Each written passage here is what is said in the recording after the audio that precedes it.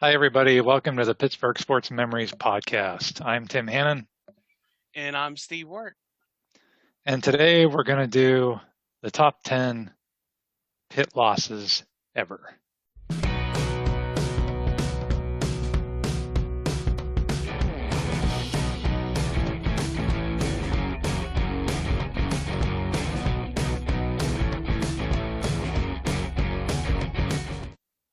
So, if you're a fan of a sports team, you have to deal with the fact that there's going to be losses.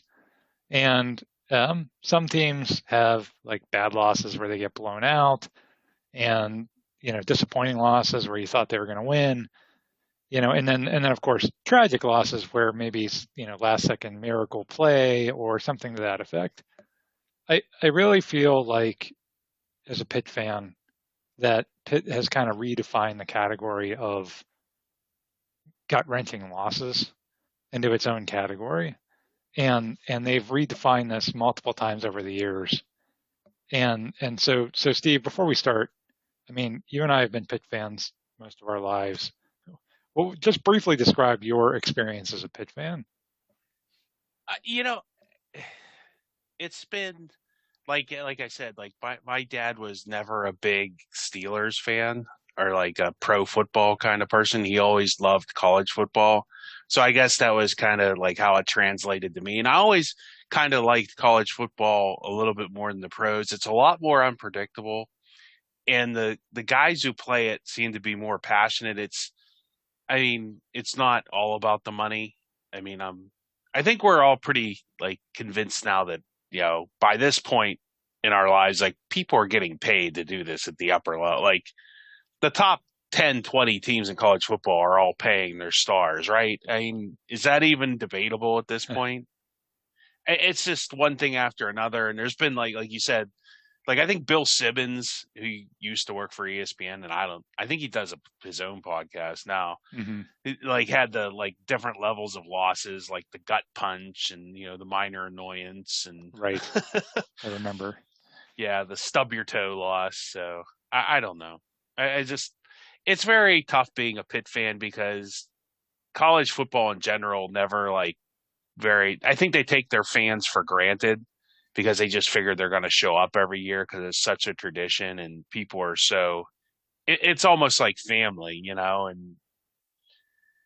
don't know. They do a lot of things wrong in college football, and Pitt isn't immune from that, and kind of is probably a pretty good like representative of all the problems. Like just the way they take advantage of the fans not having a for real championship game, voting on things to actual competition. It's not just voting on the Heisman, which is who. It's just an award, but they actually vote on who gets to play at the end of the season. Like they used to actually vote on the national champion. And then they Right. finally got it. Oh, we'll vote on the top two teams. And now they got, well, top four. Like, well, why can't you just have it all? It would be so easy to be decided on the field.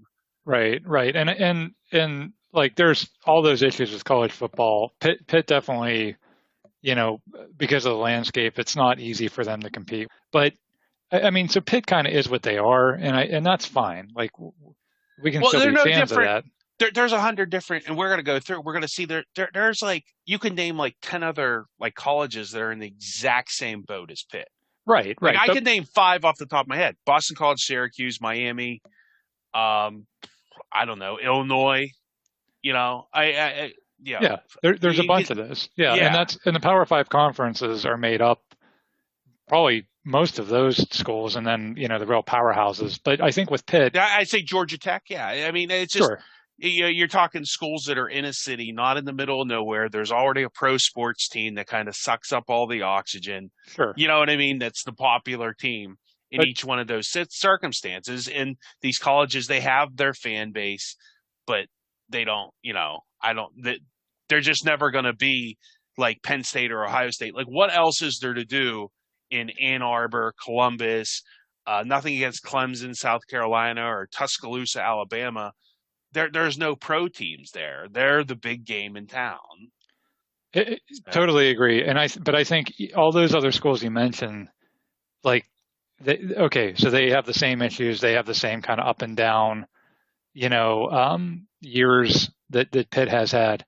But I don't know that any of them lose games in the fashion, just the historically tragic fashion that Pitt seems to lose games. And for me, like there's three sports teams that I like am invested in, that I actively root for and that my heart's really invested in. It's the Steelers, Penguins, and Pitt football. And I feel like, the Steelers and Penguins have in the last 15 years have won multiple championships. And that's unusual. You don't When you're a sports fan, you don't get that. You don't get multiple championships from two of your favorite teams in that short of a time span. It's just not a normal thing. And so I feel like Pitt has balanced that out. Like the sports gods have like unfairly balanced, like had to tip the scale so far in the other direction to balance that out. And that's really what we're talking about here is Pitt just finding the most unimaginable ways to lose games. Well, I mean, can you imagine the '70s though, when all of them? Well, even the Penguins didn't win the cup, but they made the playoffs. But all three of those teams were really good in the '70s. So Yeah, yeah, time to be alive. yeah. Well, the sports gods must have been asleep at the wheel during the '70s, but they certainly have been awake since. All right. So if this concept doesn't make sense, like what are we talking about when we talk about a Pitt loss? I think the first one on our list will do a good job illustrating like the idea here. And so number 10 on our list is the 2020 game at Boston College. So in 2020, Pitt is projected to have a pretty good team, lots of veterans coming back. And due to the COVID reshuffling, their schedule all of a sudden gets a lot harder. They have to play Miami, Notre Dame. They have to go to Clemson. So if they want to have any kind of shot of competing in the ACC and making it back to the ACC championship game where they had been in 2018, then they really can't afford to lose to any of the middle tier teams in the conference.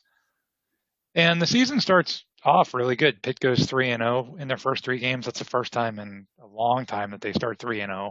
They're ranked in the top 25.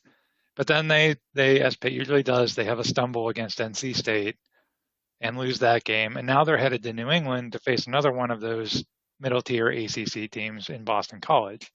And they can't, if they lose this, then there's no chance of them contending in the conference at that point. And the game doesn't go well. The Pitt defense was really the strength of the team in 2020. And they get picked apart by the Boston College passing game. And they find themselves trailing 24-21 in the final minutes. But they put together kind of one last gasp drive. They get all the way down to the BC 26-yard line where they have a 3rd and 5. So, Steve, what's the absolute last thing you want to do in that situation? Well, you definitely don't want to take a sack, that's for sure. No. I mean, you want to try to get a first down because you'd rather score a touchdown than win the game.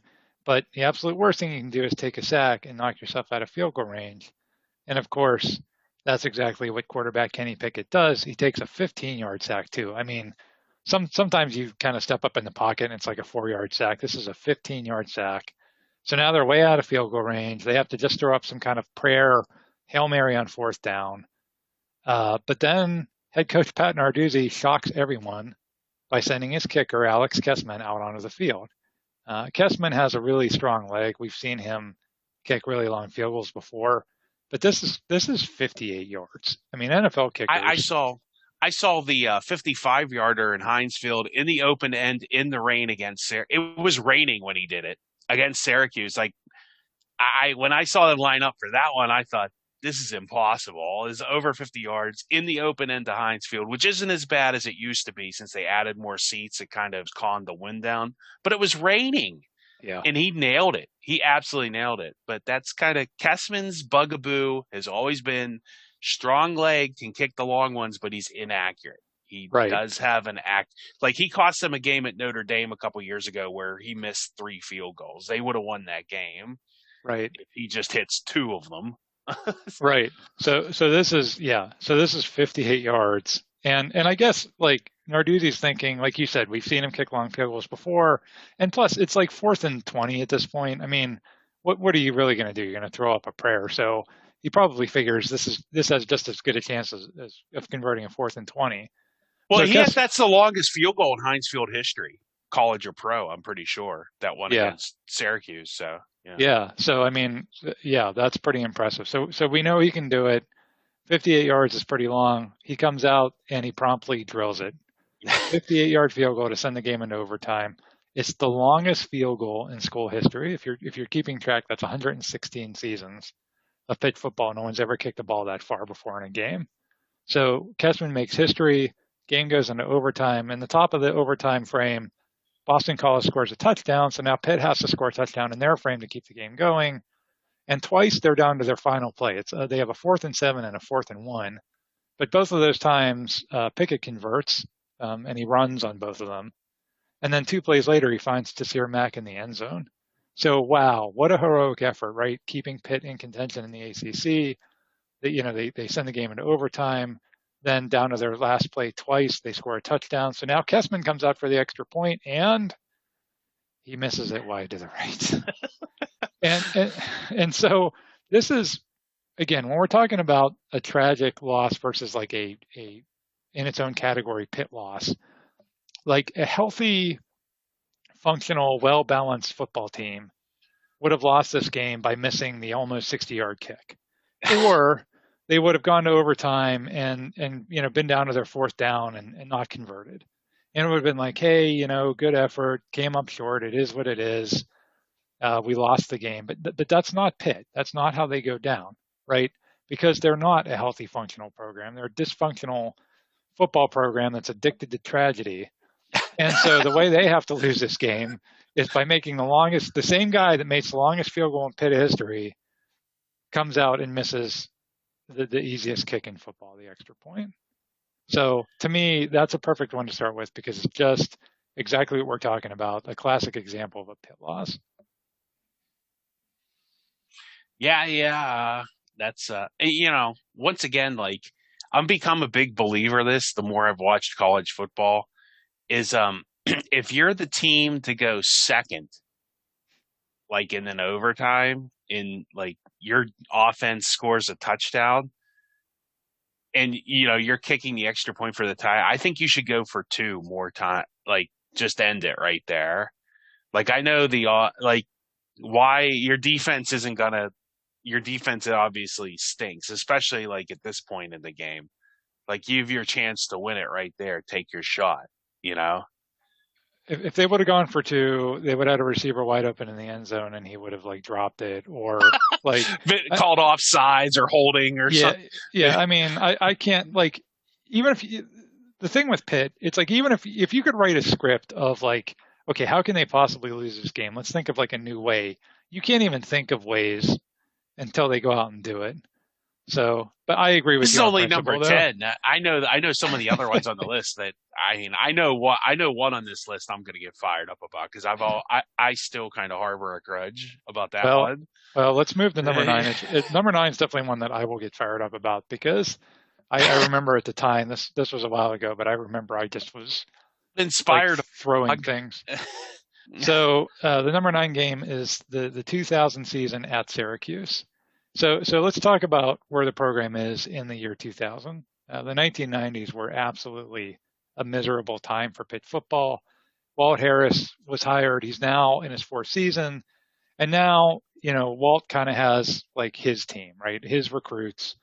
And they're starting to build something. And they're really poised for a big year. And sure enough, they really opened the season on fire. They win their first 4 games of the year.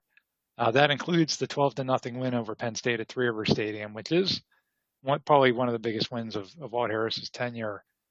And then they head to the Carrier Dome to face Syracuse. Steve, I hate the Carrier Dome because it's always seemed like a place where Pitt teams just have bad luck, and not just the football team, like basketball or women's lacrosse or whatever. It just seems like no matter what, if you send a Pitt athletic team there, things don't go well. I don't know. Jamie Dixon had a lot of success there in his tenure, but that was kind of after this. Like I'll let you finish, but they did. Yeah, was part of that streak. Point, yeah, at this point, there was a long streak, like you said, going back to the '80s of Pitt just inexplicably losing in the carry. Now, Granted, like you said, Donovan McNabb, Marvin Harrison, Dwight Freeney, pretty good players. It's hard to believe how good Syracuse was. Right, right. In the I mean, 90s, there's another like Pitt level school. I mean, they're not in a big city like Pitt, but it's like another school and they were really good. They were a national powerhouse. they were. In the 90s, they had some really good teams. Like you said, Even in the 80s, McNabb. they were, yeah. Yeah, but Yeah. at this point in the year 2000, they're really just a mediocre team.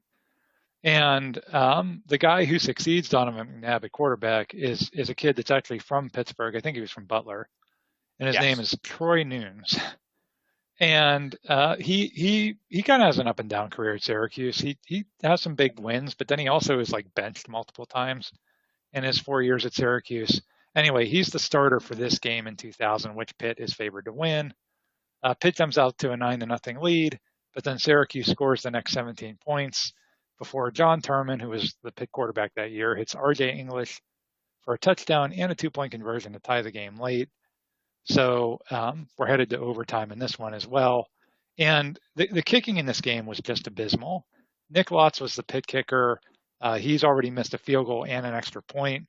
But the Syracuse kicker is even worse. He's missed 3 field goals, including one that was actually in the final seconds that would have won the game instead of sending it to overtime.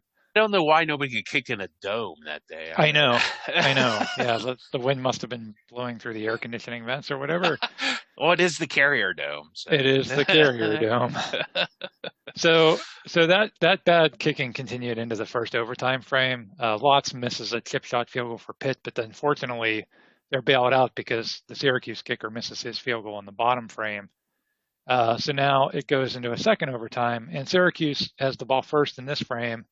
And thanks to a Pitt sack, the Orange have a 3rd and 23. So Pitt's in great position, right? Because we know Syracuse can't make a field goal, and they have 3rd and 23. And so Pitt puts pressure on Nunes again on that play because they had just sacked on the previous play. And you almost have to see the replay of this play to believe it. I mean, he runs backwards to his right. Then he runs backwards some more to his left. Like he pretty much runs like the length of the field to both sides. And at one point, he's all the way on his own 47-yard line.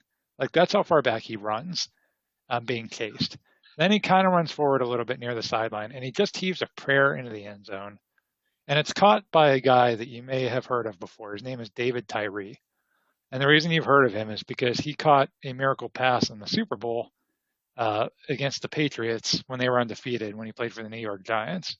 And so David Tyree is a hero in New York. Well, before he was a hero for the New York Giants, catching a prayer in the Super Bowl, he was catching this ridiculous pass. So they score a touchdown on the most absurd, ridiculous play ever. Pitt has a chance to tie in the bottom of the frame, but Turman's pass to Antonio O'Brien falls incomplete on 4th down. And that's it. Pitt loses. Their undefeated season is over. And Steve, you mentioned the blog. It was called "Troy Nunes is an Absolute Magician." It's still around. It still covers Syracuse sports. Yeah, okay. I think. Yeah, I haven't checked in a while, but yeah, I used to read that. It's actually a pretty fun blog. Even if you're not into Syracuse. Yeah. Yeah. In this game, Troy Nunes was an absolute magician. I mean, it was just the most ridiculous. Well, it used to have another name. Like when they first started, they had absolute was I don't know how to say it, like fornicating magician. Okay. Okay. I gotcha. Yeah. Well, there was probably a lot of using the fornicating word after this play. A couple of things I remember, like us wanting to burn down the Carrier Dome at some point, and two, I remember Bill Osborne was the radio guy at that time. He was like the color guy, and Pitt got a penalty on one of their 2-point tries or something, and like I forget, it was like they said somebody covered up the tight end or something. It's one of those weird procedural ones, and I remember Bill Osborne, like he must have not had the cough button on, and he was like, "How the f do you get that penalty in like a 5-wide formation?" And he literally dropped an f-bomb on the radio. Nice. So it was this game was for everybody. And as a note, I've heard they are thinking of ripping down, like getting a new stadium for Syracuse. Good. If they have the contest to like push the detonator, I'm going to enter. You're signing up. I'm signing up. Well, that's because the dome is the same type that collapsed in the Metrodome a couple years ago under all the snow. So and it's not like they never get, they never get snow in Syracuse all the time from like November to April, Yes, So that could be a concern. yeah, so Well, our number 8 game, 2003 at Toledo. We said that the 2000 season was kind of the transition from, the bad team in the 90s to the up and coming team in the 2000s. Well, 2003 is supposed to be the transition from, up and coming to national powerhouse. Pitt's yeah, ranked. they had the cathartic win at Syracuse. Actually, I think either the year before, like they put 56 points in the Carrier Dome. Maybe that was this year. They went up to the Carrier Dome and scored like 56 points. That's good. Maybe the curse So that is was over. kind of turned everything. I think after that, Pitt's like really had a lot more success in the Carrier Dome. So Yeah, it definitely. you can thank Larry Fitzgerald for that. Yes, definitely in recent years it's been better. So speaking of Larry Fitzgerald, that year, 2003, Pitt's ranked in the top 10, and Fitzgerald is for sure the nation's most electric player. He's a Heisman candidate. Should have won the Heisman that year. We won't get into that argument again, but I ridiculous. know Jason White was really good. I mean, look at all the success he had afterwards. But anyway, he's definitely, yeah. I mean, the Hall of Fame is just, the Canton is just waiting on Right. Jason White for sure. Right. But anyway, after 20 plus years of, basically mediocrity for Pitt, this is going to be the year, right? I mean, do you remember thinking that, Pitt, Steve? Like, this is the year that Pitt's really going to. Well, I think mediocrity is being a little generous from at least for the 10 years in the 90s. I mean, mediocrity was like a step up from absolute, human excrement, that they were in the 90s. So they're at respectability now. This was like going for national prominence. So, Pitt, like a lot of major conference teams, they have set up some easy non-conference opponents for their first few games. Just to warm up, you usually start with those kind of, teams that aren't that great. So in the third week of the season, they're scheduled to play at Toledo. Toledo's a MAC school. And up to this point, Pitt's 21-0 all time against the MAC. That's going to change in the next few years. Yeah. But, Toledo apparently never gets the message that they're supposed to be an automatic win. Toledo has a quarterback named Bruce Gradkowski, who is also from Pittsburgh, like Troy Nunes, and actually later plays for the Steelers. He shreds Pitt's defense for a school record 461 yards. But, Pitt's offense was so good that year that they still have the lead for the bulk of the game, and they have multiple chances to put the game away in the fourth quarter. They lead by 10 and have the ball in Toledo territory, but quarterback Rod Rutherford throws a bad interception. Toledo then drives 98 yards for a touchdown. That's a drive that includes multiple third and fourth down conversions to pull within 3. Pitt again has a chance to put the game away, but they can't convert a 3rd and 2. Toledo gets the ball back at their own 17-yard line and again drives all the way down the field. Gradkowski hits Lance Moore in the corner of the end zone for a 9-yard touchdown pass over Shante Spencer, the Pitt cornerback, with 45 seconds left. And just like that, the number 9 team in the country has lost to Toledo. I remember before that game, they had somebody from Toledo, like a Toledo alum, or I don't know, the guy was the radio guy, and he said, not a lot of people go to Toledo, because that game was in Toledo, which was odd too, because Pitt used to never go on the road to MAC schools. They always came here. But Toledo didn't lose a lot of games at home back then. They were pretty good. I forget who their coach was, but he actually was there a long time, even after that win. I think he got involved in some scandal and they had to fire him. But yeah, I don't know what to tell you. I mean, it was kind of like, I guess that was the beginning of like these MAC schools starting to like beat teams, because I think I haven't looked against even against Big Ten opponents. I bet they've had a lot more success since, what was this, 2003, 2002? Yeah, I don't know that they've beaten somebody as high, ranked as high as number 9. But Pitt was up for the challenge, I guess.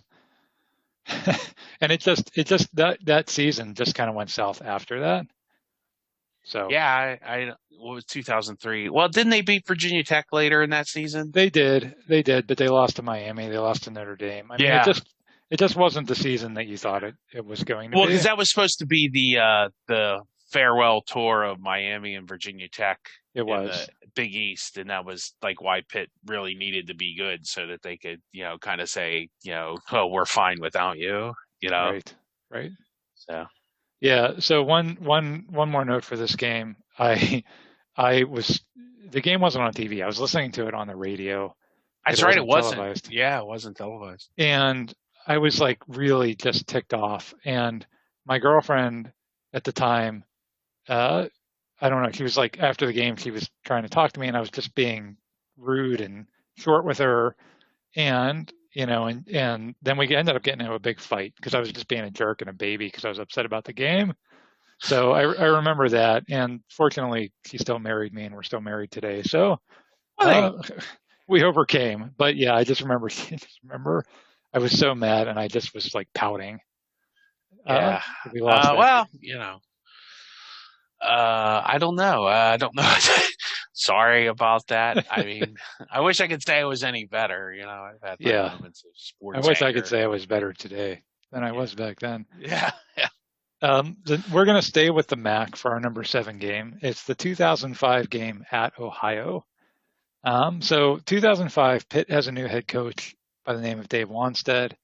Lots of excitement that year because Pitt had played in a BCS Bowl the year before, and then they brought in Wanstead, who was a Pitt guy.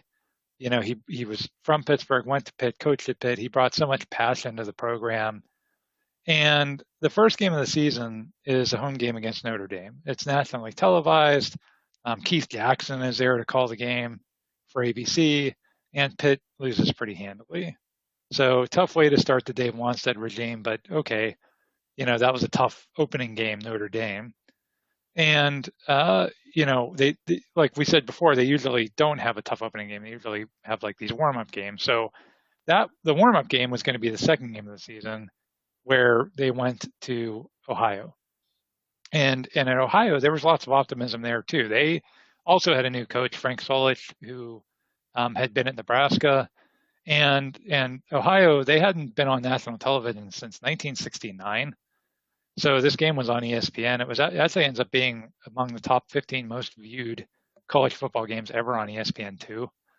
And their stadium, Peden Stadium, it was its largest crowd ever, almost 25,000 people for that game to watch Ohio versus Pitt. Two of those people in attendance were Steve and I. We made the dubious decision to drive all the way to Athens for this game. And if you've ever been to Athens, Ohio, it's a great college town. And man, the people there couldn't have been nicer to us. We had They our like were. Pitt shirts Yeah. on, and Yeah. everybody was just super nice and welcoming and cordial. And I remember Steve and I were like, man, I feel bad we're going to blow this team out. They're so excited and they're so nice. And then the way the game started, uh, Pitt returns the opening kickoff for a touchdown. It was Lerod Stevens howling. I think it was like a 90-something yard return too. Yeah. So You kind of felt like, oh, they're off. Okay, this one's going to be over in a hurry. Yeah. right, right. I think even the people like sitting next to us was like, okay, well, you guys are going to win, obviously, but we're just excited because it's on ESPN, and they were just kind of happy to be there. And then things start getting little dicey. Ohio gets a pick six in the first half off of Tyler Palko as the Pitt quarterback, and then they also kicked a field goal, and they actually lead 10-7 for almost the whole rest of the game. The Pitt offense, well, the Ohio offense couldn't do anything. Like they just couldn't move the ball at all. But Pitt's offense was even worse, and at least the Ohio offense, didn't have a pick six. Both quarterbacks throw for under 120 yards. I mean, that's just terrible. 100 or under 120 yards passing. In the final minutes, Pitt finally puts together a drive. They get it inside the Ohio 10-yard line, but they can't score a touchdown, so they have to settle for a field goal. So I think I know, Steve, I was thinking at this point, okay, bad game, but now the offense is finally clicking, and they'll pull it out in overtime because Ohio's offense isn't doing anything. And on his first pass of overtime, Palko's picked off by Dion Byram, who was the same guy that had picked him off for the touchdown in the first half. And he runs untouched 80 yards down the field for the game-winning touchdown. And the fans like storm the field. I don't remember if you and I just sat in our seats as everybody just stormed the field, or if we I think just, we tried to get like beat it out of there before, like, yeah, people like started getting too crazy. yeah. It was just unbelievable. Like Pitt Joe Del lost this game. Sardo, that was the receiver. I remember because he didn't play much after that. That was the intended receiver on that play. Yeah, yeah, because I Yeah. remember like he didn't play much after that. They're kind of like, yeah. I never thought much of Joe Del Sardo. I mean, when I'm taller and faster than you, I don't know why you're playing college football. He was like the who was the We guy? used to call him Rudy. I don't know because he was so short. He was just like so short. Yeah, he was like almost like a Ryan Switzer kind of player. Like you're like, why is Ryan Switzer was like tall compared to that. I mean, he yeah. was very. Laurent Stevens Howling might even been taller than him. I maybe not. I don't know. Laurent Stevens Howling was short, but he was really fast. He was. He was a good athlete. Yeah, and he would actually be like for like I always felt like Del Sardo was afraid to hit, like didn't want to get like hit or anything. Like Howlings would definitely get it. What he had, he would give you everything. You always felt like he gave you everything you had. And never, I don't know. Del Sardo, I just never had much confidence in him. Well, we never got to find out because the ball never got to him, and it was picked off. And yeah, I mean, just to lose a game to a MAC school where you didn't give up an offensive touchdown the whole game. I mean, it just that was a tough one to swallow, and to lose it on a pick six in overtime. And Ohio wasn't even good that year. Like Toledo, when Toledo won in 2003, they actually were a good MAC team. Ohio finishes that year 4-7. So they're not even good in the MAC. I mean, that one just hurt. And I think you and I being there, I just was like, wow, Yeah, it you makes it know, stick out. And to Frank Solich's credit, like he was good at Nebraska, and they ran him out of town, right. and they really haven't been successful since he left. Outside of that 4-7 season, he's won the MAC a couple of times, and Yes. every year they get like 8 wins, 6 to 8 wins in Yeah. the MAC. He's done a really good job there for sure. Yeah, But this was kind of like but Lon this said. was It his was his first first year. year. Yeah, Yeah. You don't have your own recruits yet, all that kind of stuff. So he definitely was a good coach and did good things for the program. But at this point, I mean, Pitt should have won that game.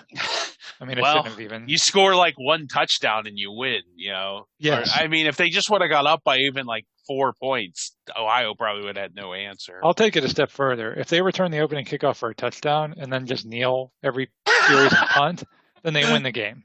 I'm not kidding. Like they would have. So Nice. number 6 on the list is the 1975 game versus Penn State. So we talked about this game in this era. We did an episode about Johnny Majors. And in 1975, Pitt's really starting to build something special. They at this the game against Penn State's the last game of the season, and at this point they have a 7-3 record. They're ranked in the top 20, and Penn State is ranked number 10. So this is just for the first time in a while, Penn State is a really huge game. And Pitt had just upset number 9 Notre Dame the week before. So I mean, they're really turning a lot of heads. Again, this is a team to be reckoned with now. The game is being played at Three River Stadium instead of at Pitt Stadium, and it's on national television. Which again, this is pre the days of cable, right? So to be on TV, to be on national TV, it was a big deal. Penn State. Right now, at this point, Penn State had won the previous 9 meetings, and they had won it by a combined score of 387 to 129. Because again, Pitt just stunk before this. But now, this is going to be the year that, okay, now Pitt's really going to compete with Penn State. The game ends up being a defensive battle. Pitt gets the only score of the first half on a long touchdown run by Elliott Walker, the running back. And Pitt has a kicker by the name of Carson Long. And at the time, Carson Long is the best kicker in the history of the program. He's actually later drafted by the Buffalo Bills in the NFL. He's super accurate on field goals, and he's automatic on extra points. He has a streak, actually, of 60 consecutive extra points made over the 3 years he's been at Pitt. But after that Elliott Walker touchdown run, his extra point is blocked. And what happens is the Penn State defensive back leaps over the center and like he times the snap perfectly and just leaps over him and blocks it. Now you can't do that today. They've made that illegal in college football. I believe it's illegal in the pros too, but it's definitely illegal in college football. But at the time, you could do that, and that's what happens. He blocks the extra point. So Pitt still has a 6-0 lead into the fourth quarter. Now Penn State finally mounts a drive. They also score on a long run, and they make the extra point. Steven mentioned in our Johnny Majors episode that their kicker was Chris Barr, who was a professional soccer player, which I Yeah. still don't understand how that was possible, but whatever. So he makes the extra point. And now it's 7-6 Penn State. But Pitt finally, after the whole day of just being stymied on offense, Pitt finally kind of figures out the Penn State defense. And they in the fourth quarter they put together 3 long, solid offensive drives, and none of those get into the end zone, but all 3 get into field goal range. And again, they have the best kicker in school history. But Carson Long misses all 3 field goals, including one with 3 seconds left that would have won the game. And one of those kicks, I believe the second of those kicks, was literally the length of an extra point, may have even been shorter. I mean, it was a chip shot. So Pitt loses to Penn State in a huge game. Penn State goes to the Sugar Bowl to face Bear Bryant in Alabama, and Pitt is left going to the Sun Bowl to play Kansas. And had Pitt won this game, which they should have, that turns out differently. And people were really trying to figure out what the heck happened with the kicker that day. He was married at the time, and his wife had a baby that morning. And so people were like, "Oh, well, he had a baby, he had a kid that morning, so his mind must have been distracted." But Long says years later, it was actually the guy leaping over the line to block that extra point. He said, "quote For the rest of the game, I was looking for that guy. That's what happened." So I guess that's what got into his head, and just a totally unreal way to lose a football game. You miss 3 field goals with the most accurate kicker you've ever had in your biggest rivalry game. Um, so yeah, kicking's definitely gonna, we mentioned kicking in previous losses in this episode. It'll come up again. Long, unfortunately, gets like a bunch of "go kill yourself" mail. This was before the days when you could just threaten people's lives online. You had to actually like mail them a letter. So that's unfortunate. But it kind of has a happy ending for Carson Long because Pitt does win the national championship the following year, and Long is a key part of that team. Good for him. But yeah, that is weird that he missed like 3. I mean, I guess good for Penn State getting in his head like that. Like, I don't know what the defense for a guy jumping over the center was. I guess maybe that's why there is really no.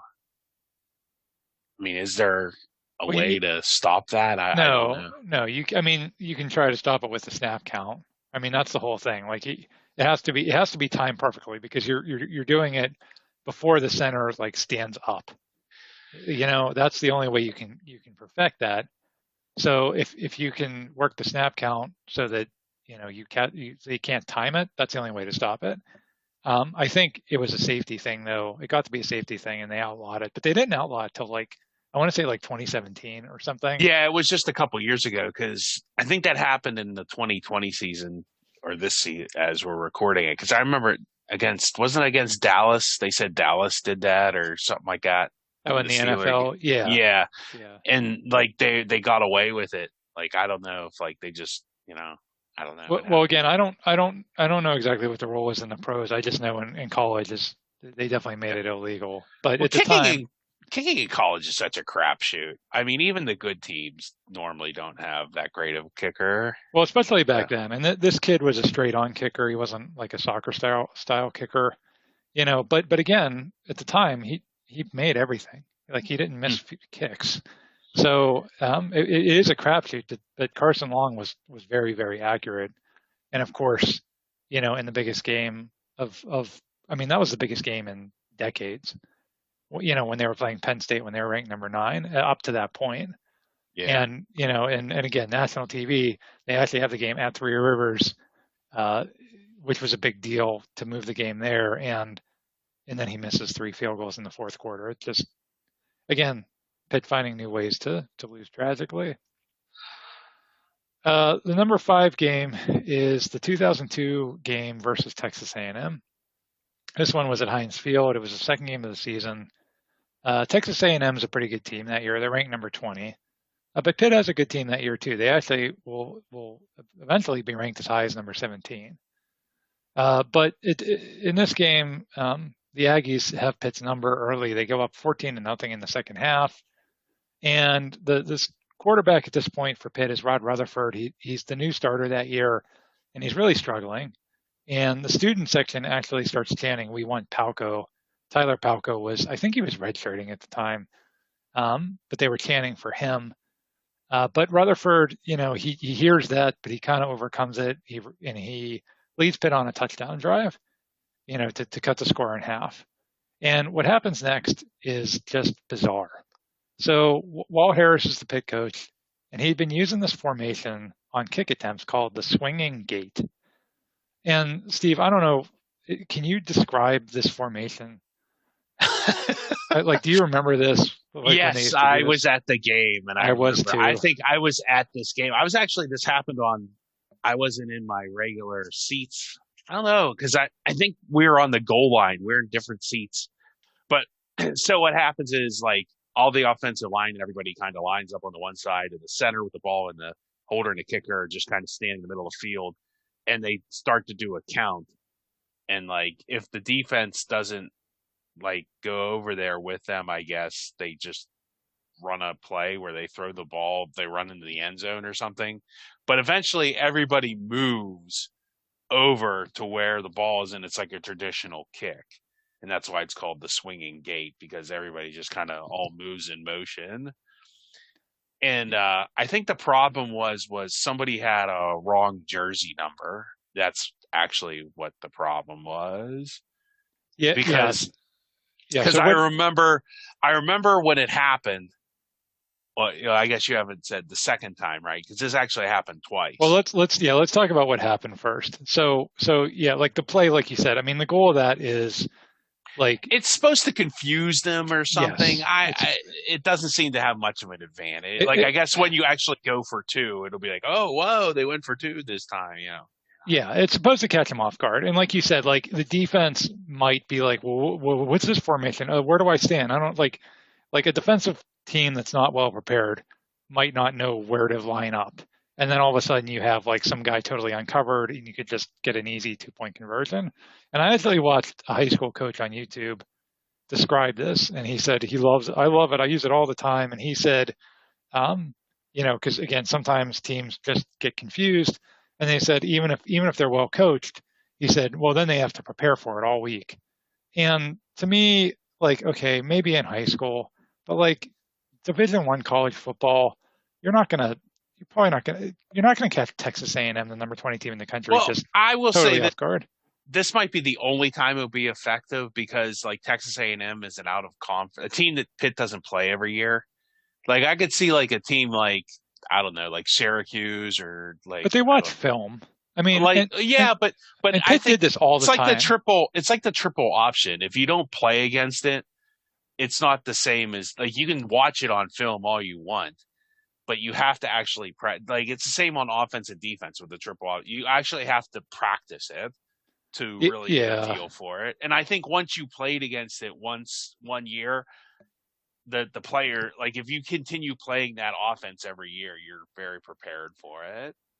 Yeah, I mean, I guess I just, to me, it's coaches in football, college, pro, they outthink themselves sometimes. And here you're down 14-0, just kick the extra point. I never liked that they used to do this.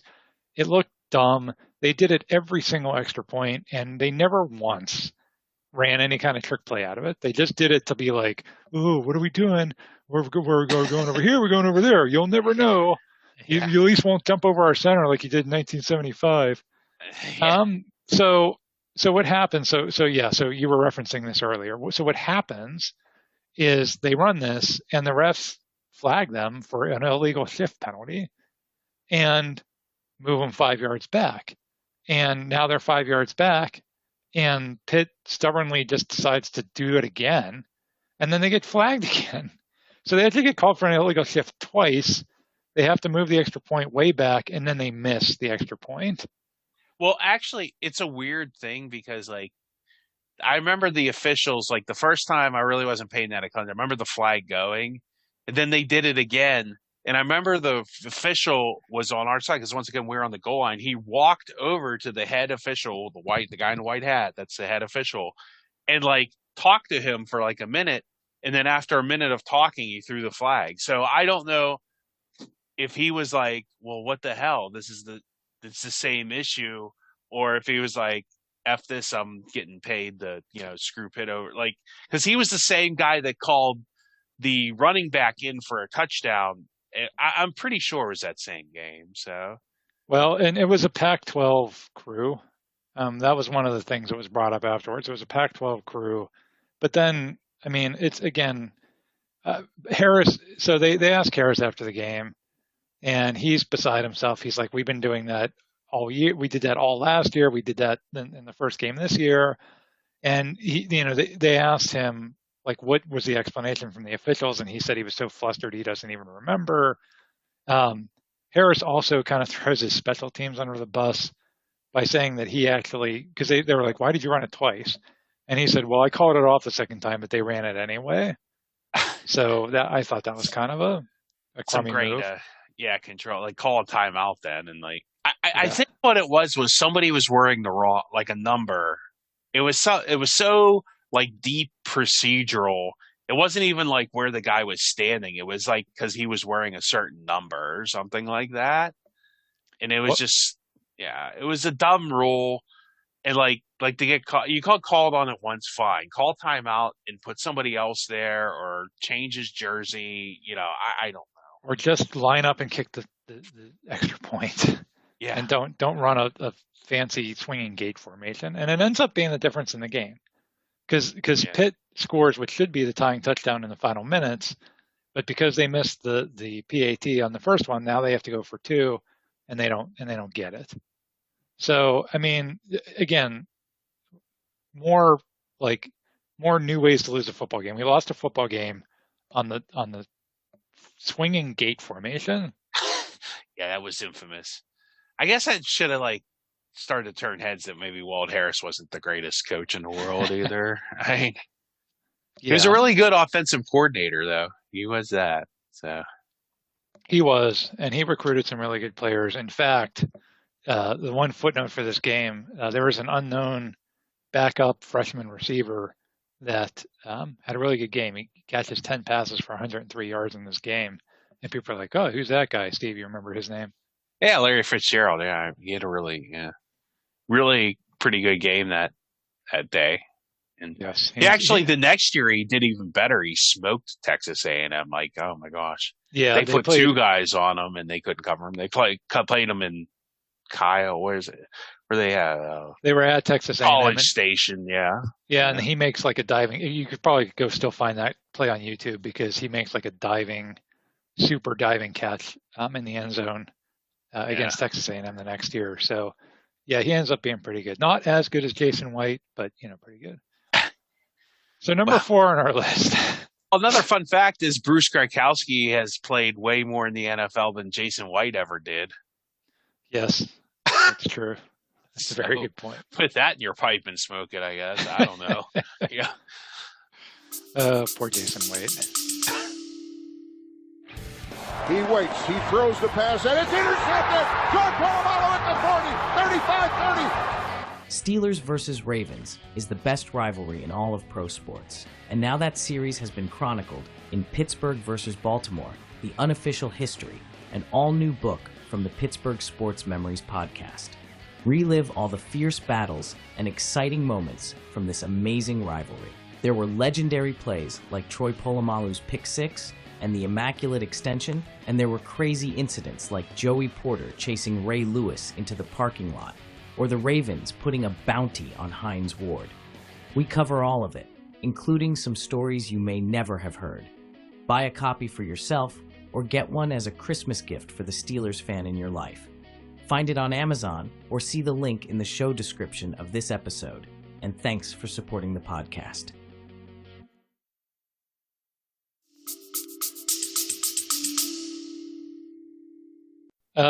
Number 4 on our list is the 2014 game versus Houston in the Lockheed Martin Armed Forces Bowl.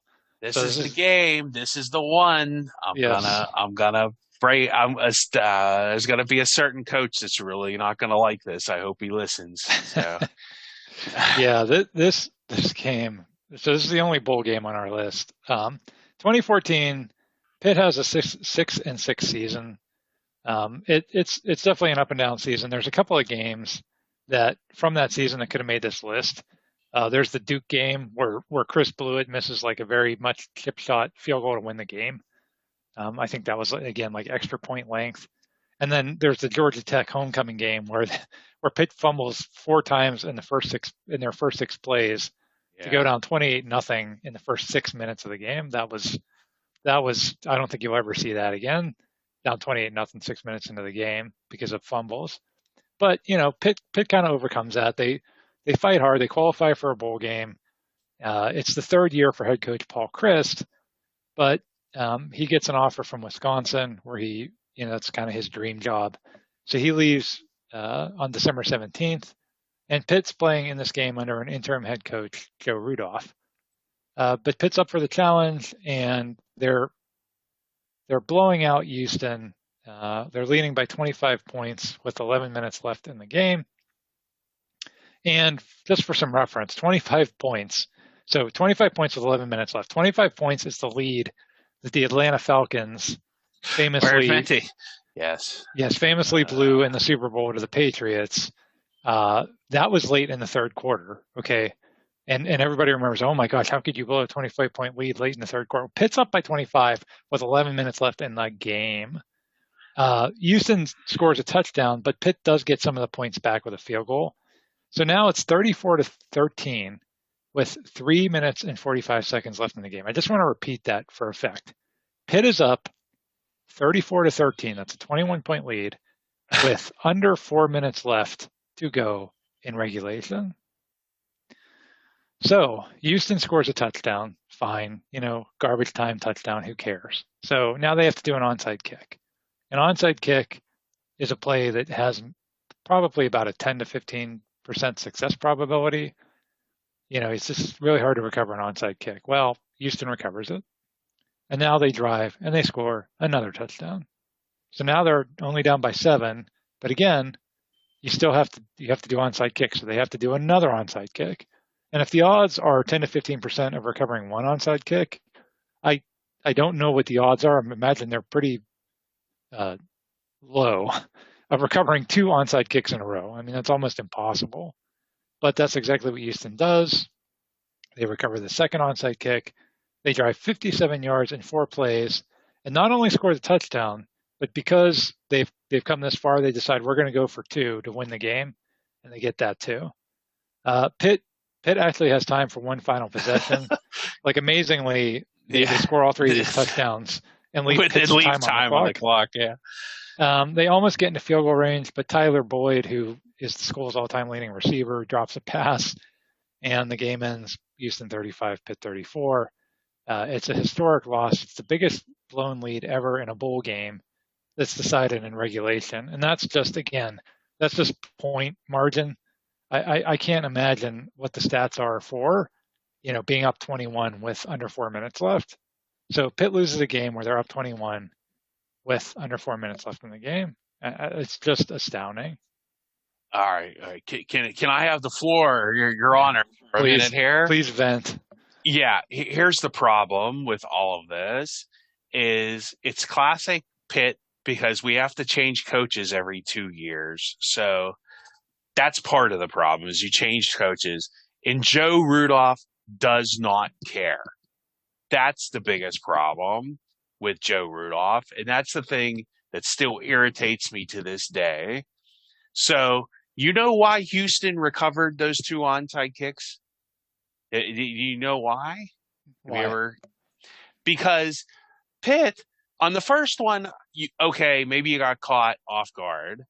They put defensive linemen Juan Price, who's really good at sacking the quarterback, but if he was good at catching passes, he'd be a tight end, not a defensive lineman. And he misses, muffs the first onside kick. Okay, you are caught. That's fine. The next one's coming. So they put him out there again, and he does it again. And it's just, why? Why? And then after the game, Joe Rudolph, who did this, who made this coaching decision, goes and blames the players. Says, well, I hope the players learn something. Well, Joe, did you learn how to coach? Because now you're going to Wisconsin with your buddy Chris, and he's still a coach at Wisconsin. Never took any responsibility for that game. I realize you're on your way out the door, stick at the pit, have fun. I mean, that's great, but you're a jerk. You're a jerk. And you totally stuck it to a college player that I don't think Juan ever had much of a NFL career. They thought maybe he would. It's just, it irritated me to no end. Like, it's one thing to lose and lose like this, and this is a really bad Pitt loss, but to literally lose because your coach just does not give a crap, is so checked out that, yeah, we're going to let a defensive lineman play on the onside kick hands team. Like, who does that? Who does, like how is it? Why are you still a coach? Like, I hope he gets a head coaching job somewhere someday, because I would love this. I hope that team never wins a game. And I like Paul Chryst, and I think Paul Chryst is a good coach. And I don't think Joe Rudolph was his offensive coordinator or something weird like that, or I don't know what he was on his staff, but that was just the biggest jerk move to throw college players that aren't even pro, because you put them in a position to fail. I mean, you just literally put a person in a position to fail. And that's what irritated me about this game more than anything. It's just not taking any responsibility for it. And, what do you have to lose? Be a stand-up guy. Oh, I blew a call. You're on your way out the door. It's not like Pitt can fire you. I mean, that's what makes it even more like, just sleazy, is like, you could have totally been a stand-up guy and said, I screwed up. The first time was, we got caught, but the second time was inexcusable. I just didn't communicate in time, whatever it was. But it's just to not take any responsibility. What a jerk. What an absolute jerk. So like, what are your real feelings about the game? It was the cherry on top of a sundae. That game was so frustrating. The defense couldn't stop anything. Maybe they should have made a play on defense somewhere along the line, but just it was unbelievable watching it unfold. Like, it was like a train wreck in slow motion. And the only thing I remember about that game is I had the flu. I was like sitting on the couch, like feverish, with like a box of tissues, and I just was like, it was like a fog. Watching that game, I could not believe it. Yeah, and their defense was really bad, like, for a year. I mean, their defense still isn't great, but it's gotten better since then. That was kind of like one of the things, like, I will say Narduzzi had to fix, because, like, Pitt kind of, like, I think that whole season they had, like, that hiccups, like, in the fourth quarter, they would give up big leads. And and that is the one thing, like, I will give Narduzzi credit. He did kind of, like, change at least that part of the Pitt culture. So... Well, number 3 on the list is another game that Steve's definitely going to get fired up for, because he was there, and we've talked about this one in some previous episodes as well. It's the 1994 game versus West Virginia at Pitt Stadium. And, we talked about Pitt being bad in the 90s. I think I don't know if you can really describe how truly awful Pitt was during that Johnny Majors second stint era in the 90s. I think if you wanted to sum it up in one play, it's the David Boston punt return against Ohio State, where Ohio State's winning the game 65-0, and they punt the ball to David Boston, and Ohio State, because they're just up 65-0 and they're not really even paying attention, they only put like 7 guys on the field. Like, literally, they have like 7 or 8 guys on the field for the punt return, and David Boston still returns the punt all the way. So I think if you wanted to sum up that era in one play, I think Pitt was on the power play there, and just shorthanded punt return. They have shorthanded. Massively shorthanded punt return. On October 15th, 1994, Pitt's 1-5. Again, they stink. West Virginia's coming to Pitt Stadium. West Virginia's not really that great. West Virginia was kind of between eras. They were really good in the late 80s with Major Harris, and then they had some really good teams in the late 90s and early 2000s. But at this point, they're middle of the road Big East team. Of course, they're still better than Pitt because everybody was still better than Pitt. And in the 1994 Pitt team had really two things going for it. Number one, it's Curtis Martin's senior year. So even if they're bad, it's like, okay, Curtis Martin, he's going to be a star. Well, he gets hurt in the second game of the season, and that's the end of his year. So that's out the window. And the only other thing it had going for it was the WVU game, the backyard brawl, because no matter how bad Pitt was, winning that game would just make the whole season worthwhile. And remember, they're not playing Penn State anymore at this point. So that's the big game. So it starts out as a typical, Pitt blowout. So many of the games in that era were just out of control. Point differentials. It's 31-6 West Virginia. But then it turns into arguably the single craziest game in the history of the backyard brawl. There are 3 blocked field goals in this game, 2 of which are returned for touchdowns, 1 for each team. I mean, when do you ever see that? There's a blocked punt. There's a pick six. There's a fumble return for a touchdown. There's a 100-yard interception return of a 2-point conversion attempt. Yeah, that was kind of the point of the game when that happened. Yeah, because that put West Virginia up by like 28, or that was early in the second quarter or something. Yeah, there's about 1,000 yards of total offense from both teams. Reuben Brown for Pitt, he punches a guy for West Virginia. He got benched the whole series for that. Yeah, did he? Well, he learned his lesson. Pitt comes all the way back to tie the game at 33, and so it's tied at 33. There's a minute and a half left in the game. And West Virginia wide receiver Rashawn Vanterpool gets behind the Pitt defense for an 81-yard touchdown reception. So just a classic Pitt way to lose such a big game. You come all the way back to tie it, and then you surrender an 81-yard bomb in the final 90 seconds. But again, that's no. That's just not Pitt enough way to lose a game, right? You can't just give up an 81-yard bomb. No, that's not enough. So John Ryan is the Pitt quarterback, and my goodness, I mean, that kid, he just wasn't very good at quarterback. Let's just leave it at that. I mean, John Ryan could do one thing. He couldn't throw the short pass. He couldn't throw the medium pass. He couldn't throw over the middle or to the sidelines. But you know what? He was like Rex Grossman. When it came to chucking it deep, he was your man. If you could just drop him back there. And he had they had Billy Davis, or what? No, it was Billy West. Well, Billy West was the running back. Billy Davis was the receiver. Yeah. Well, he had him, and then he had Billy West, who was a pretty good running back. So you could kind of set it up, and that's kind of, I think, how it went down. Is like West Virginia had to really stop the run, so it left the guy, and that's what Ryan was good at. Just drop back, because he threw a couple interceptions where he did that. He just heaved it deep, and they would pick it off, but it was like, oh, it's on third down anyway, and it's like a punt. But yeah, John Ryan wasn't very good, but man, that day, and he beat Beasley, the quarterback for cornerback for West Virginia, who played in the pros for like 9 years. I mean, right. Yeah. So this is like his moment, right? This is his once in a lifetime moment.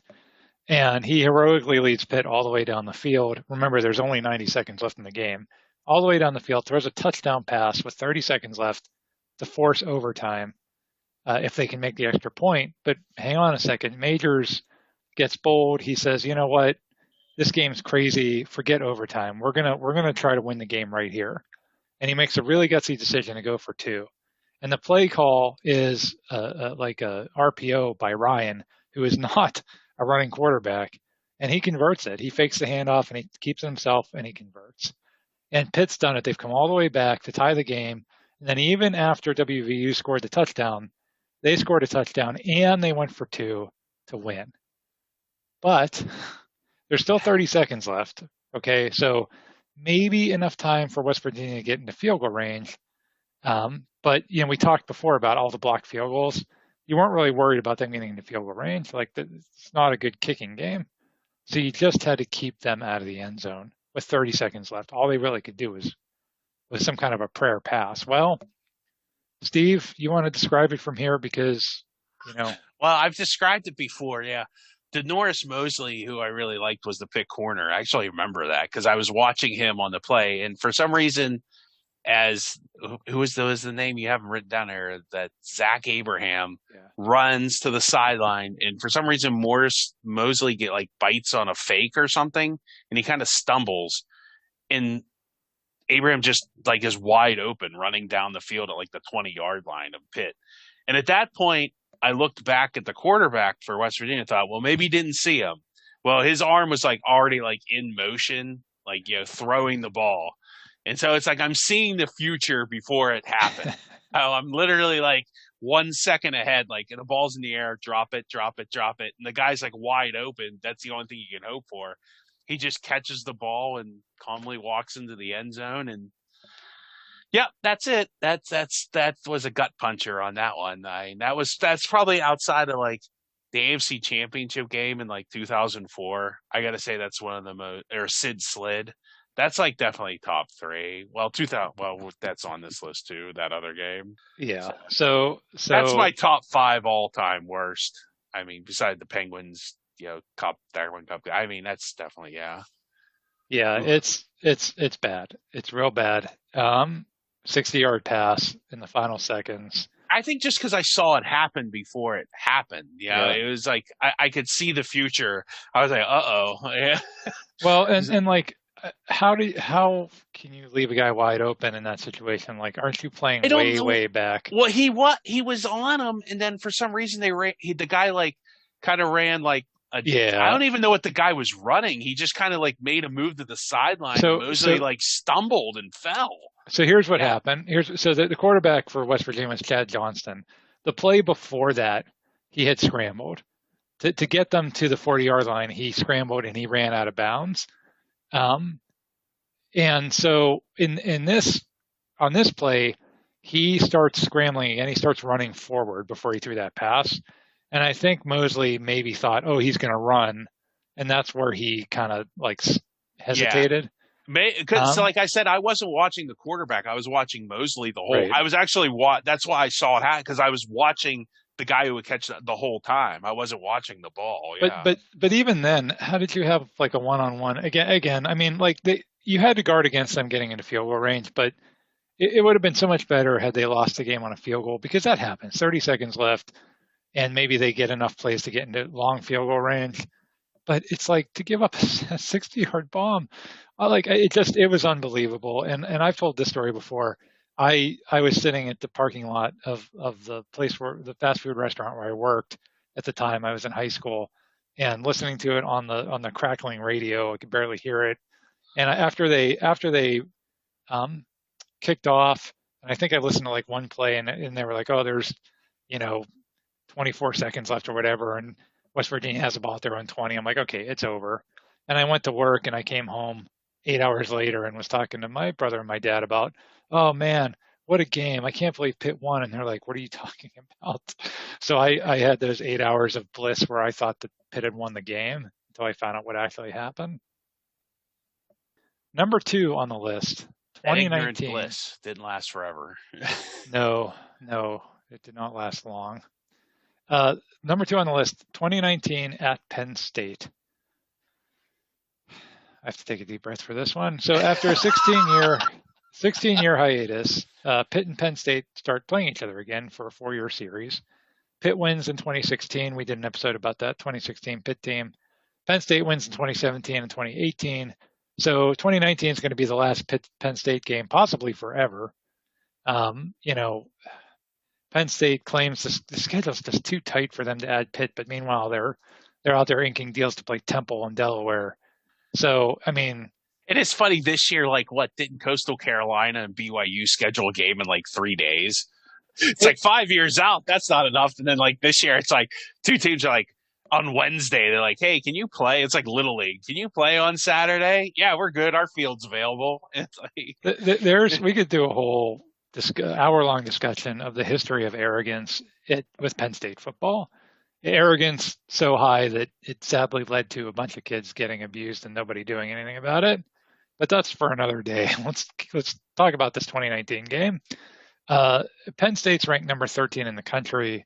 They were obviously heavy favorites to beat Pitt at home. They had actually destroyed Pitt at Heinz Field the previous season. But, it's a rivalry game. Anything can happen. And sure enough, it's a really hard-fought, close game. It's 10-10 at halftime. Penn State gets a touchdown in the third quarter. They take a 17-10 lead. And it stays that way into the fourth quarter when Kenny Pickett, the Pitt quarterback, leads the Panthers on a 10-play, 65-yard drive. And the key play of that drive is a sideline pass to Sear Mack, the receiver, who makes just an unbelievable leaping catch at the 1-yard line. I mean, it's just an amazing catch. So now Pitt has first and goal. It's not even at the 1. It's like inside. They actually spot the ball inside the 1-yard line. So there's only 5 minutes left in the game. Pitt's all set to tie things up at 17. Well, on first down, they run a play action pass. No one's open. Pickett throws it away. On second down, Pickett runs a run pass option and he gets stuffed. Now it's third down. They run another pass play, but no one blocks the Penn State lineman, and Pickett almost gets sacked, but again is forced to throw the ball away. So 3 plays at the half-yard line, they can't get anywhere. Now it's down to fourth down. And remember, okay, Pitt's down by 7. There's only 5 minutes left. So they have to score a touchdown. So this goes back to, again, the whole theme of this episode, right? Going back to like a functional, healthy sports team would lose the game by getting stuffed here on all 4 plays. I mean, that would suck. That would be awful. Not sending out your defensive lineman twice, not running the swinging gate twice, not having your kicker that can kick 60-yard field goals in the rain at Heinz Field miss an extra point. Right. Yeah. Right. I mean, and this that happens, right? I know they had the ball at the 1-yard line, but goal line stands happen. Sometimes defenses just make a stand at the 1-yard line. So again, a healthy team gets stuffed on all 4 plays, but what happens here is that head coach and math wizard Pat Narduzzi sends out his kicker. And if this is too dramatic of a statement, Steve, stop me. But it's to me, it's the single worst coaching call in the history of Pittsburgh sports. I wasn't as bothered by this at the time. So I don't know. Maybe I'm just getting older and I have a little different perspective on life sometimes. As you get older, things, change. I didn't have it because how much you said there were 5 minutes. Yeah. So they got a chance to get the ball back. But now I'm looking to this and I've been thinking this because I've been reading the notes ahead. I know. And I've been thinking about, I didn't have a problem because I thought they'd get the ball back again. Right. But either way, you're going to have to score a touchdown. That's right. And you're really close, so you're going to be way farther away. It would be easier to kick the field goal. I think he got confused. All I can say is when you're down 10 points, kicking the field goal is the right call. Don't screw around, don't use up all your time. Kick the field goal. When you're down by 7, it's a little different. You probably because. Even let's say you don't get it, well, I guess, they're still stuck in their own end and you can still make a play and get the ball back in decent field position. So if you're down 10, I think if you're down 10 and you kick the field goal from the inch-yard line, I think even then people would still be like, what are you doing? This is you have to score a touchdown and a field goal. This is your best chance to score a touchdown. But you might as well go for it. I think it makes the other team keep playing. Whereas if stuff there, the game's over. Sure. You get stuff here, the game's not over. If you're down by 2, if you're down by 2 scores, then you can at least make an argument, is what I'm saying. Yeah. When you're down by 7, a field goal does nothing. It does nothing. Because you're still going to have to score a touchdown. Yes. Yeah. And then if you were down by 6 and you kick the field goal, you say, well, okay, well maybe, you know what I mean? Yeah. It would make more sense, Yeah. Well, to make it even more embarrassing, they missed the field goal. We talked about Alex Kessman having a real problem with super easy kicks. But that didn't even really matter. I mean, because miss the kick, make the kick, you still had to score a touchdown. Yeah, and either Pitt, way, yeah. Yeah, and Pitt loses. They did get the ball back, but they didn't get anywhere near as close as the 1 yard line, and they had to throw up like a prayer in the end zone on the last play, and it was incomplete. And Narduzzi, like his explanation, and then of course, they ask him about it after the game, and his explanation just defies logic. Quote, "You need 2 scores to win the football game unless you're playing for overtime. I don't question that decision at all." And then he also talked about like armchair quarterbacks and, oh, it's always easy to second guess people after the fact. I found that super insulting. Like, you need 2 scores you need 2 scores to win the football game, but you need 1 score to tie the football game. And it's a touchdown. It's 7 points. It was just, after this, I generally like Narduzzi, but I'll never trust him again. I don't know. I just don't know if I can ever trust him again after that game. It was so unbelievable that he kicked a field goal there. I'm still floored by that decision. Yeah, I guess I should have been more bothered by that, but I'm still not as bothered as I was. Well, and it was against Penn State. Like, that was the last Penn State. Like, that might be the last time we ever see a Pitt-Penn State game in our lifetime. And for him to do that in that game, I think that just added to the frustration. And then for him to be all like, "Oh, armchair quarterbacks should have done this, should have done that." It's like you talked before, Steve, about coaches not taking responsibility. Anyway, I can't say anything else about that game. It's just vomit inducing. It is. It's like when you think about it, it's like, well, I guess if you're playing for the win, but like how much better of a, closer are you going to get to make that play? Like, you're still down to where, you're going to have to score a touchdown either way. So right. I don't know. I don't know what to tell you on that one, except for it's classic Pat Narduzzi, I guess. It is. All right, well, that brings us to the number 1 game on the list. It is the 2009 game versus Cincinnati. So the 2009 team is going to be Dave Wanstead's crowning achievement. Wanstead, we mentioned before, he's a Pitt alum. He's a former Pitt player and assistant coach. And when he came back, he had spent years in the NFL. And his goal was come back to my hometown, my school, and take this program to the next level. He promises to make recruiting of local guys a priority. That is something that had really been something that Walt Harris hadn't done. He recruited a lot of good players from places like Florida, but that's why you saw Troy Nunes and Bruce Gradkowski and all these guys from Pittsburgh come back and beat Pitt in games. So 2009 is Wanstead's 5th season, and by this time he's really built a winner. They're still playing in the Big East at this point, and the Big East is not a very good conference, but they're lucky because they still have a spot in the BCS.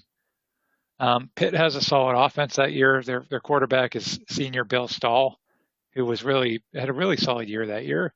And they have Big East Offensive Player of the Year Dion Lewis at running back. Dion Lewis was a great player for Pitt. And it's hard to believe like how good you forget how good he was. And he's still playing in the NFL. Years later. Yeah. They also have a budding superstar receiver named Jonathan Baldwin, who actually later ends up being a 1st-round draft pick in the NFL, albeit not a very good one, but was really good that year. And then on defense, they had the Big East co-defensive players of the year, Mick Williams and Greg Romius. So it's a great Pitt team. They go 9-1 to start the season. Their only loss was against Russell Wilson at NC State. Why isn't that game on the list? Ugh. It was in contention. That's another. I think that was a 17-point comeback against Russell. Yeah, that he led like a second half 17-point comeback or something like that. Yeah, that one was in contention. Didn't quite make the list. but yeah, 9-1. They're ranked number 8 in the country. That ninth win was against Notre Dame at Heinz Field, and it sets up an interesting scenario because Pitt now has 2 games left. They play at Morgantown and then and then home against Cincinnati. Cincinnati that year is undefeated under Brian Kelly, and we mentioned Pitt's only loss was NC State. That was out of conference. So the way that the standings are, if Pitt beats Cincinnati in that season finale, then Pitt wins the Big East and goes to the Sugar Bowl. That was weird because it kind of rendered the WVU game meaningless, and Pitt loses that game on a last-second field goal, but it didn't really matter because I think everybody was just thinking ahead to the next week against Cincinnati because that was really the only game that mattered. The Big East didn't have a championship game. Like they didn't have a formal championship game like a lot of the conferences do now. But this was the de facto Big East championship game because whoever won that game was going to win the Big East. It's the single biggest game for Pitt since the Dan Marino era. Would you agree with that, Steve? Yeah. In terms of what was at stake? Outside of some of those Penn State games in the 70s and 80s. Well, I'm saying since the Dan Marino era. Really. I mean, there's that blowout game where Penn State blew out that Dan Marino team. That really probably is the most, consequential game. Yeah. Yeah, and probably even since 2009, I'd say they haven't played in a game like it since. No. Yes, so it's the single biggest game for Pitt in basically 40 years. And the game's a shootout. Lewis rushes for 194 yards, 3 touchdowns on 47 carries. I did not remember that he had 47 carries in that game. I remember that because I thought they should run the tire. Because I remember Joe Bendel, who used to be on there, I don't know what happened to him, like complaining about that after the game. And I was like, they're not going to play a game for a month. Who cares? Yeah. It's like run them till the wheels fall off. Well, and he was very effective. He had an awesome game. He was unstoppable. The offense wasn't the problem in this game. They really weren't. No, and for once in Pitt history, the offense really wasn't the issue. No, and Cincinnati's offense is really good. Also, Tony Pike was their quarterback. He throws for over 300 yards and 3 touchdowns. Pitt jumps out to a 31-10 lead in the second quarter. And I was at this game. Were you at this game, Steve? Yes, I was. Yeah, and I just remember thinking, wow, 31-10. Like we're actually gonna win this and win the conference.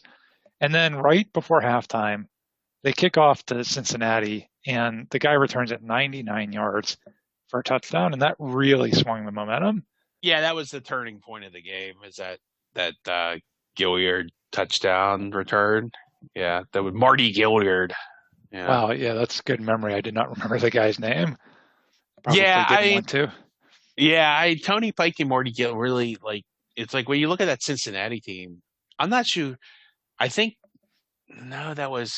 I'm trying to think who their defensive coordinator. I don't think their coordinator was Narduzzi at that point. I think him and D'Antonio had left by that point. So, well, Cincinnati ultimately comes back to tie the game at 38 with about 5 minutes left.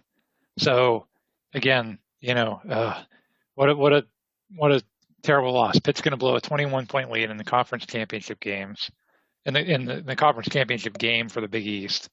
And again, that's how a normal team would maybe lose a game like this. But Pitt doesn't roll that way, as we've seen in these previous items in this list. So the game's tied. Stahl leads Pitt on a 9-play, 67-yard drive. And with 96 seconds left in the game, Lewis takes it in for the go-ahead touchdown. And Heinz Field just erupted. I mean, it erupted. That was they go ahead for the touchdown. Well, the best part of that drive was the Big East was trying to stick it to Pitt again. And that was the infamous, there's no face mask on. Like, they literally pulled on Lewis's face mask so bad in that drive. Like, his helmet, he got up, his helmet was sideways, and they picked up the flag. It was a complete joke. So. That's right. Yeah. That's right. Well, Lewis, I mean, again, great moment at Heinz Field. Lewis comes off the field and Tony Dorsett's there on the sideline and gives him a hug. I mean, I remember feeling like, again, all these years of being a Pitt fan, and this is going to be like our big moment of being Pitt fans. And it was so big that they scored a touchdown on that drive instead of kicking a field goal, because there's still a minute and a half left on the clock. And you knew the way the game had been going. Like, Cincinnati was still going to have a chance to drive down the field. But you score a touchdown, so the worst that they can do is send the game into overtime, right? And then with Dion Lewis, the way he was running, you just thought, yes, yeah, we had a really good chance in overtime. But then Pitt botches the extra point. And it's not even a miss, because, again, missing the extra point would be, that wouldn't be on a level high enough for Pitt. Instead, what happens, it's a perfect snap, but the holder is a kid named Andrew Janoko. The ball just slips out of his hands. Like, he catches the ball on the snap, he's going to put it down, and it just slips out of his hands, and they don't even get the kick off. And they get tackled. So now Pitt's only up by 6 instead of 7. Sure enough, Cincinnati drives down the field, and they score a touchdown in the final 30 seconds, and they make the extra point, and they are the Big East champions. And that's it. And that's how they lose, because the ball slipped through his hands. It didn't even slip through his hands. He caught it, and then he was putting it down on the ground.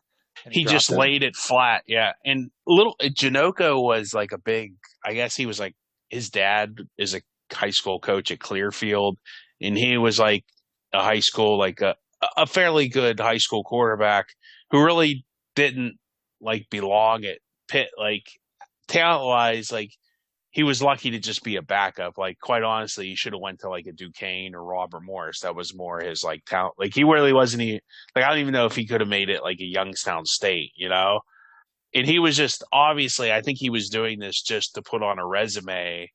I was on like a big time program, you know what I mean? Mm-hmm. And he's going to go back to Clearfield and be a high school coach until he's 102, just following his father's footsteps. And then all this silliness happened. And he's still a coach somewhere. I know he was at Rutgers and a couple other places for a while. So, yeah, and I feel bad for him. I mean, but it's just such a classic Pitt way to lose. And Pitt, if they win this game, they play against Tim Tebow in Florida in the Sugar Bowl. And I doubt, Pitt would have. I mean, I don't know what Pitt would have done in that game, but that would have just been the high point of the last 40 years of Pitt football. They win the Big East. They play in the Sugar Bowl against Tim Tebow, who at the time, and maybe even still, is maybe the most celebrated college football player ever. And that program was so celebrated. And, they drop an extra point and they blow it. Yeah, that's one of the worst. That was bad. That was ugly. And that's why it's number one. And it's just, again, it's Pitt. It's just you can't just lose. Like Cincinnati was a really good team. They were undefeated, right? If it's a shootout and they just get the ball last and they win, fine. I think Cincinnati got blown out in the Sugar Bowl too, I think. Well, Brian Kelly had left by that point for Notre Dame, so I mean that almost wasn't even a real thing because Brian Kelly had left. But regardless, I mean, again, you couldn't just lose normally, right? You couldn't send the game into overtime and you lose in overtime. It just has to be something. It has to be something unbelievable, something you could never even script if you were writing a movie. And that, folks, is a Pitt loss. And that's our list. Steve, anything we left out that you can think of? Yeah, just a couple honorable mentions, like when we lost to Youngstown State in a game that wasn't even close, 31-17, literally getting dominated by Youngstown State.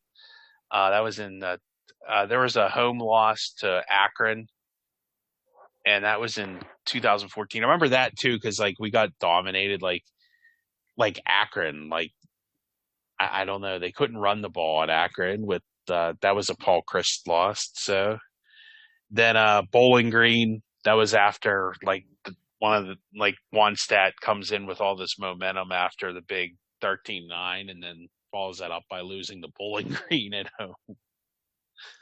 So yeah, a lot of these losses happened at home. Like that's the kind of sad part. Wasn't there a really bad loss to Connecticut one year? Yeah, that was DJ Hernandez. Aaron Hernandez. Oh yeah. the quarterback. Yeah, cousin or brother? It was his That's brother. his brother. Yeah, and they came back. That was another like Russell Wilson like game where they came back and and they went for two. They did what I said, where Randy Edsall, who was just a total pain, because he would try to pull West Virginia. He would come in and get like the players that weren't quite recruited by Pitt, and he would go and get those guys. And they weren't like all that great. They were okay college players, but it would seem like every time they played against Pitt, they would have like a chip on their shoulder. So they would play like above like what they were really like their talent level was. And that was kind of like another thing that would happen with UConn. And they ended up losing. They ended up losing on a 2-point conversion by DJ Hernandez. So he outran Scott McKillop. That's why I just never thought much of Scott. Scott McKillop couldn't stop DJ Hernandez. So yeah, we could probably when I first started making this list, I think I had like 20 games on the list, and I just kind of had to whittle it down a little bit. Pitt has supplied a lot of good candidates for this list over the years. I'm sure they will continue to supply good candidates for this list. We love Pitt. We're still huge Pitt fans, but I think it's therapeutic sometimes to just talk through these losses because they're just so unbelievably gut-wrenching. Steve, any last thoughts? Yeah, I don't know what to say about Pitt except for they're tough to watch sometimes, and they definitely don't take it seriously. That's for sure. So, all right, everybody, thank you so much for listening. Please check us out on the web or Twitter or Facebook. All those links are in the show description. And please subscribe and leave us a comment if you feel like to do so. That's all. You can help people find the show. All right, thanks for listening. Bye.